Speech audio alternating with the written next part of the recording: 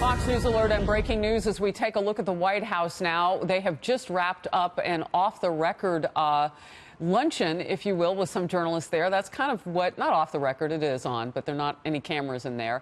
And in addition to that, the counselor to the president, Kellyanne Conway, has just stepped away from a meeting with the commander-in-chief. So a lot going on inside the White House. So what did he have to say about that Oval Office meeting? Let's talk with Kellyanne now as she joins me. Thank you so much for coming out of the White House to speak with us so quickly, Kellyanne. The president has a message he wants to take to the American people about what happens at the border and whether it's a crisis. What is that message? Yes, Harrison, he previewed some of that tonight's national address with members in the meeting, including your own colleague, Bret Baier. I just left that lunch. The president wants America to know that we have a humanitarian and security crisis at our southern border. Why?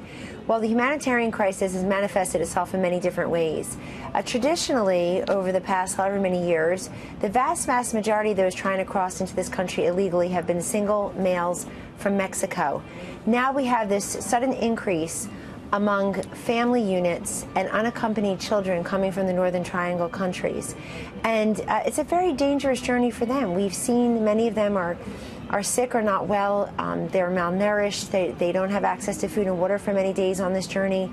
And two, of course, died on this journey. Very regretfully, God rest their souls. The president is saying to their parents or them sending them on the trek, don't take the trek. It's a dangerous journey. You're being promised things by coyotes who are taking your money, and perhaps worse, you're being promised things that can't be delivered upon. In fact, come through one of the 26 legal ports of entry and put your claim there, put your asylum claim there. Mexico has offered to give them work visas and safe passage while that claim is being processed. The humanitarian crisis also manifests itself through the human trafficking. And I've heard these stories directly from Customs and Border Patrol. Right. They know because they're in their front lines. And finally, the drugs alone. If we were only talking about the drugs pouring over the southern border, the increases in fentanyl, meth, heroin, and cocaine, we could finish with the conversation. The steel barrier is important, but also the president also supports many things the Democrats support, like more technology, more personnel, more detection devices. Those are things that Democrats also agree on. I just had on Congressman Kildee of Michigan, and he ticked off those same three things that Senator Cornyn was talking about. Barriers, one of those things, technology and people. I want to press back a little bit. So the deaths of those two children, they were in our care, they were in our custody. So we don't want to blur the line that this happened on their journey somewhere south of the border. No, that would not be the case. That, and I've said otherwise so I just on want your to network make that, before. Yeah, I want to make that clear to everybody.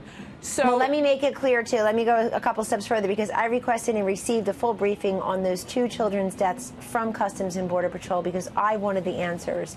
And it's very tragic. Any death of a child, any death of anybody is tragic to me. All right. And so, and God rest their souls, but we don't want people taking that perilous journey in the first place. We want them to come here legally. The president wants legal immigration and wants people to come through the ports of entry and not take this dangerous journey. These children are coming here by themselves or as family units.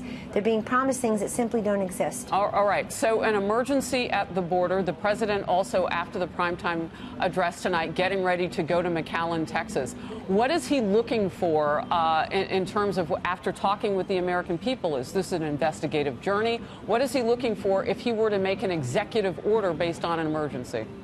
This entire week, the president is trying to share with the American people what he knows firsthand, which is what is really happening at the border.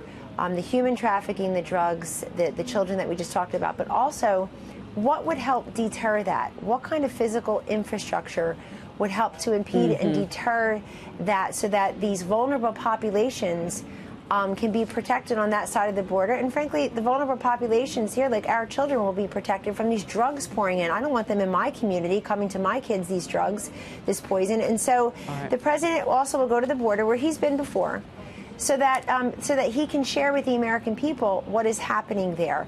The problem identification, but then the solution identification also. He is way on to the solutions. He's been talking about the solutions for a very long time. And I have to say, and spending a lot of time with the president, the vice president these last few days, the vice president led the negotiations.